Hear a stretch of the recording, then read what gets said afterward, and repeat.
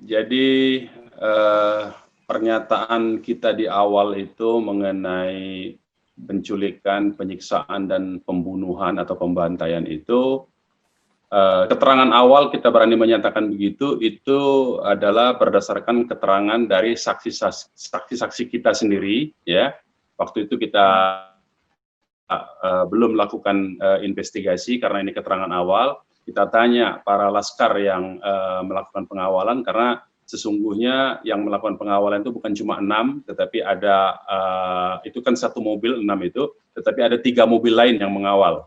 Nah, dari laskar yang lain yang lolos dari sergapan itu, ya, dari penyerangan itu, justru kita yang disergap dan diserang itu, kita kumpulkan keterangan dan kita juga mendapatkan keterangan dari rombongan keluarga dari Habib Rizik, dan ternyata fakta pertama yang kita dapatkan itu bahwa mereka itu masih hidup saat ditangkap. Itu dari mana kita tahu? Dari hubungan komunikasi antara laskar yang disergap dengan laskar yang berhasil lolos. Itu satu fakta, ya. Nah, tetapi kemudian dalam perkembangannya, terutama perkembangan terakhir semalam itu, ya, pihak kepolisian sendiri yang menyatakan, ya, jadi apa yang kita ucapkan di awal tadi yang hanya berdasarkan keterangan hanya dari laskar kita, kemudian dalam masa jeda dari sejak kejadian tanggal 7 hingga hari ini tanggal 15, hampir 1 minggu itu kita juga investigasi ke berbagai saksi mata di lokasi kejadian, yaitu di TKP KM 50, kilometer 50 itu, maupun dari saksi-saksi lain yang rutenya dilewati oleh rombongan Habib Rizik, ya. Dan ternyata kemudian itu pihak kepolisian sendiri, alhamdulillah, ya, jadi ada alhamdulillahnya juga, bahwa dengan rekonstruksi yang mereka lakukan semalam itu justru membenarkan 2 hal. Pertama, membenarkan bahwa masih ada 4 orang pada saat di KM 50 itu yang masih hidup disergap. Itu bukti dari proses rekonstruksi yang mereka ditarik keluar dari mobil dan tertelungkup, dipaksa untuk menyerah. Standarnya itu ditelungkupkan di jalan, ya. Kemudian mereka dipindahkan ke satu mobil lain. Itu satu hal, ya. Artinya kita bersyukur, alhamdulillah, ada blessing in disguise, ya, bahwa bukti pernyataan kita awal bahwa mereka diculik itu benar adanya, dengan terbukti ada 4 orang yang masih hidup. Itu satu hal. Kemudian mereka dipindah. Yang kedua, yang kemudian terbukti bahwa pernyataan kita di awal mereka itu disiksa dan ditembak dari jarak dekat, itu juga terbukti dengan pernyataan polisi bahwa penembakan itu walaupun belum tentu narasinya betul, tetapi faktanya bahwa mereka ditembak dari jarak dekat. Dengan versi pihak kepolisian, di dalam mobil, begitu mereka diangkut, yang hidup tadi itu, yang sudah menyerah, diangkut, kemudian dalam satu mobil itu, di dalam mobil yang mereka mengangkut mereka ini, ditempatkan 3 di belakang, 1 di depan dengan diapit 2 petugas. Jadi ini saja sebetulnya sudah menyalahi standar prosedur penangkapan sebetulnya. Tapi oke lah, sementara kita abaikan dulu itu. Kita terima dulu, ada 3 di belakang, 1 di tengah, ya. Diapit dengan 2 petugas di tengah, kemudian terjadi pergumulan, ya, versi mereka, tetapi yang jelas diakui itu tembakan-tembakan itu adalah tembakan jarak dekat, ya. Kenapa saya katakan diakui tembakan jarak dekat? Kan dalam satu mobil. Kalau dalam satu mobil kan berarti penembakannya dekat, jaraknya dekat sekali, dan itu terbukti dari kondisi jenazah yang di lubang-lubang bekas tembakannya di dada kiri, ya, itu menghitam. Baik ditembak dari baik yang di belakangnya menghitam, di punggung maupun di dadanya itu menghitam, dan semuanya itu tembakannya itu melalui jantung. Jadi tidak ada tembakan yang tidak sengaja. Nah, sekarang kita analisa fakta itu. Fakta bahwa terjadi, versi polisi menyatakan terjadi perebutan, upaya perlawanan, perebutan senjata, tentu tembakannya tidak seragam di jantung. Apalagi yang ditembak itu, yang melakukan perlawanan itu kan katanya 4 orang, karena ditangkap 4 orang yang masih hidup, 3 orang di belakang, 1 di tengah. Yang 2 orang kan katanya sudah ditembak dalam perjalanan sebelum nyampe ke KM 50, sudah ada tertembak. tetapi penembakannya pun di jantung. Jadi termasuk mayat yang sudah di jalan tadi itu ternyata melakukan perlawanan sehingga harus ditembak di jantung juga. Nah, jadi ini menurut saya dari apa yang direkonstruksikan oleh pihak kepolisian semalam itu, kita bersyukur mendapatkan fakta-fakta yang justru bisa menjadi apa namanya analisa kita. Satu, ada yang masih hidup, kedua ditembak dari jarak dekat. Nah, inilah kemudian dari drama komedi yang tidak lucu ini, ya, kita menyaksikan ada satu peristiwa yang kita sebut dengan penculikan, kemudian penyiksaan, dan pembunuhan di luar proses hukum atau extrajudicial killing itu. Jadi saya kira itu yang bisa kita sampaikan dari hasil rekonstruksi semalam itu. Jadi ini saya mau pakai fakta polisi sendiri ya. Fakta polisi saya pakai, kita analisa dari apa yang dinyatakan itu, yang direkonstruksi ternyata menghasilkan fakta. Satu, ada 4 yang masih hidup, yang kedua ditembak dari jarak dekat. Itu faktanya gitu.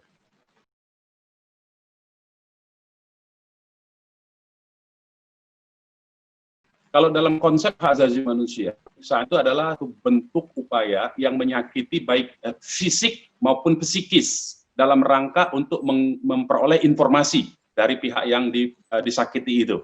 Ya. Itu dulu pertama, definisi hak asasi manusia tentang torture. Nah, kita lihat penyiksaan itu fisik dan psikis.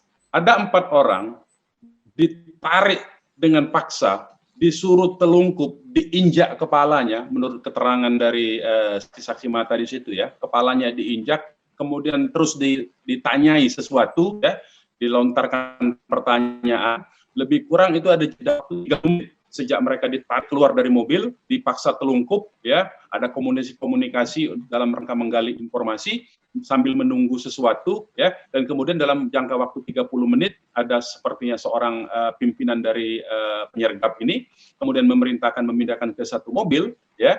Nah, kita dalam proses pemandian jenazah itu kita menyaksikan ada bekas-bekas seretan, ya, ada bekas artinya luka gores di kepala. Kemudian yang kita lihat juga ada bekas bukan bekas ya, kulit di punggung belakang itu hampir satu jenazah itu mengelupas seluruhnya. Kemudian kulit atas nama yang bernama Ahmad Sofyan atau Ambon itu mengelupas di bagian pantatnya, hampir semua pantatnya itu mengelupas, ya. Nah, dalam kategori hak asasi manusia, bentuk-bentuk seperti ini adalah, dan kemudian ada bekas luka lebam di pipi, ya, membengkak begitu, ya. Kalau ini dikatakan kondisi jenazah, antara jenazah, tidak semua jenazah lebam, tetapi hanya ada 1, 2 atau ada 4 jenazah yang mengalami tanda-tanda ciri bekas sentuhan benda tumpul, tapi 2 jenazah yang sudah diberlakukan, yang katanya sudah ditembak duluan, itu mayatnya atau jenazahnya itu tidak mengalami bekas-bekas sentuhan benda tumpul. Artinya memang dia sudah dalam kondisi yang pingsan mungkin waktu itu, ya. Kemudian ditambah lagi karena pingsannya itu apa? Karena 2 mayat yang jenazah yang lainnya ini yang tidak dikeluarkan dari mobil itu ada tembakan di pinggang, ada tembakan di kaki, dan ada tembakan di mata kiri yang tembus ke belakang kepala. Nah, jadi jenazahnya sendiri tidak mengalami. Tapi yang 4 lain itu rata-rata mengalami semacam pukulan-pukulan benda tumpul. Nah, dari jenazah itulah kita bisa simpulkan apa yang kita nyatakan di awal itu terjadi proses penyiksaan. Ya, bentuk pertama saja sebetulnya dalam konteks konsep hak asasi manusia tentang torture itu apa yang tadi diperlakukan dengan diinjak kepala sambil ditanyai, digali informasinya, itu saja sudah merupakan bentuk penyiksaan. Dan juga di dalam konsep torture, penembakan itu sendiri adalah bentuk penyiksaan juga. Sepanjang penembakan itu ditujukan adalah ancaman-ancaman yang kemudian diwujudkan dalam bentuk tembakan itu dengan sebelumnya dikeluarkan ancaman dengan coba untuk menggali informasi. Jadi itulah bentuk-bentuk siksaan yang atau penyiksaan yang terjadi kepada 6 orang ini, begitu.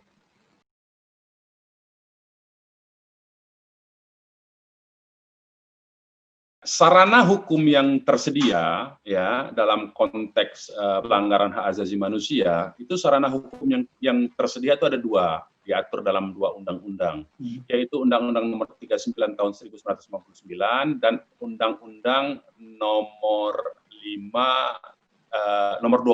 Tahun 2000 tentang Pengadilan Hak Asasi Manusia. Ya. Di dalam Undang-Undang tentang Pengadilan Hak Asasi Manusia itu ada dua kejahatan yang apabila itu terjadi itu mesti diadili oleh Pengadilan HAM dengan penyelidiknya adalah Komnas kewenangannya, leading sektor dari pelanggaran hak asasi manusia, baik Undang-Undang 39 maupun Undang-Undang 26 tahun 2000, itu leading sektornya kalau soal pelanggaran hak asasi manusia adalah Komnas HAM, bukan kepolisian. Nah, ini juga konstruksinya kenapa? Karena kita harus letakkan konstruksi hukum ini, karena bagaimanapun juga, sehebat apapun juga, narasi yang dibangun, artinya yang saya mau katakan, katakanlah ya, asumsi dasarnya itu adalah ada sebuah penjahat, perampok sekalipun, ya, bersenjata, kejahatan yang menggunakan kekerasan, itu terjadi di suatu peristiwa, maka yang maksimal tindakan yang boleh dilakukan oleh pihak kepolisian itu adalah melumpuhkan, bukan membunuh.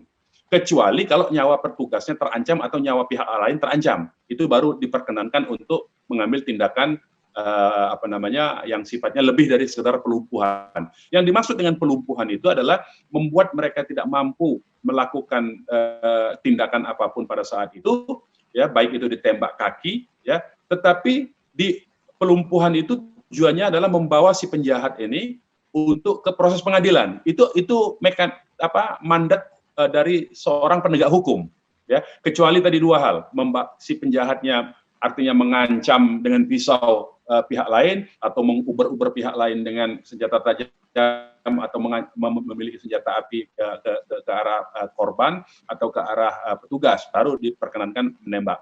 Nah, dalam soal ini jadi artinya ada dua persoalan, ya.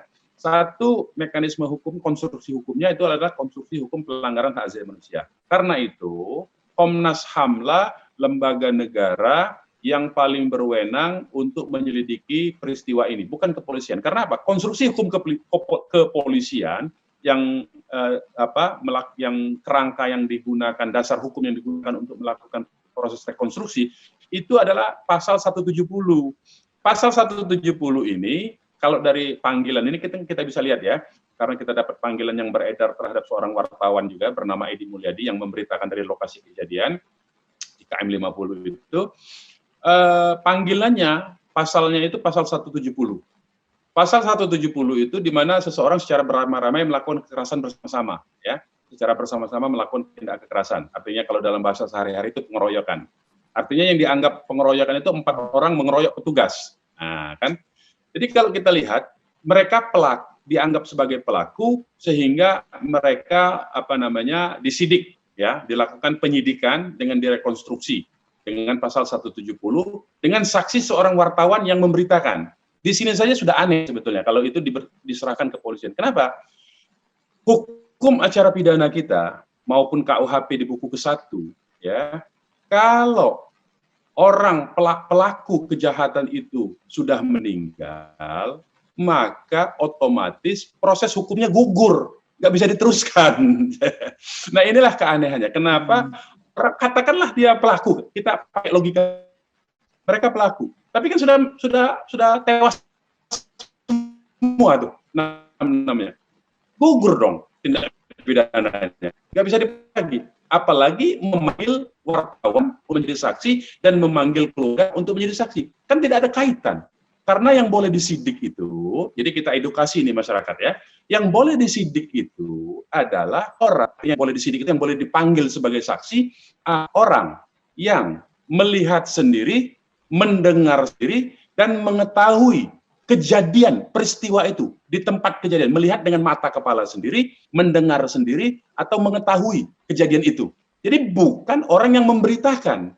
Kalau wartawan memberitakan sesuatu peristiwa kejahatan, kemudian dipanggil sebagai saksi, saya kira semua wartawan di Indonesia akan dipanggil tuh, yang memberitakan wartawan kriminal itu. Nah, inilah kelucuan-kelucuan yang terjadi, keanehan-keanehan yang terjadi, yang menurut saya justru membuktikan ini ada drama komedi yang sangat tidak lucu, yang dipaksakan, dijejalkan informasi ini kepada publik, yang kemudian dipaksakan publik itu menerima begitu saja tanpa daya nalar kritis. Nah, ini yang mesti kita jaga. Jadi daya nalar publik ini mesti tetap kita jaga dalam akal sehatnya supaya tidak terjadi pembodohan. Itu yang kita ini bersama sebetulnya, kita awareness bersama. Saya kira begitu.